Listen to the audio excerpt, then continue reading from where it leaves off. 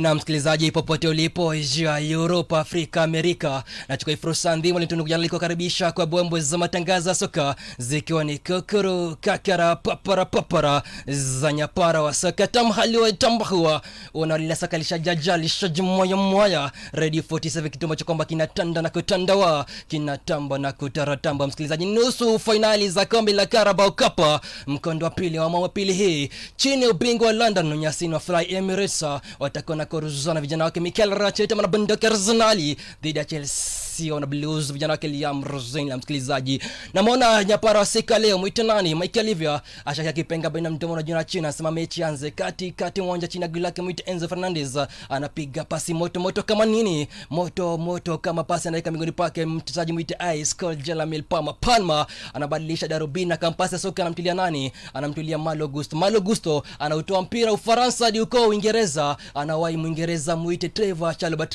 Chalobah anafanya nini anatia migoni pake pasi nyerezi chini kwa chini hamna haraka hamna pressure Chelsea anaeka migoni pake Mhispaniola muite Cucurella anadokoza ndefu kumtafuta goli pake mchezaji muite Moises Caicedo jatoka mitai kwa Dodo Santos Moises Caicedo anakivua kile kizazi cha kati kisha anabadilisha mita na bendi bendi migoni pake nani utamuita mchezaji huyu ni Alejandro Garnacho Ferreira kijana kazoka alizaliwa mita Argentina lakini anacheza chemecheme za Hispania. Alejandro Garnacho Ferreira anachikicha chekechua pekechua ananyirika anavumburika anatirika. Huyu ni Alejandro Garnacho Ferreira. Msikilizaji, anaingia sandokoni hatari nabisha hatari langoli kizaza kinaita Alejandro Garnacho Ferreira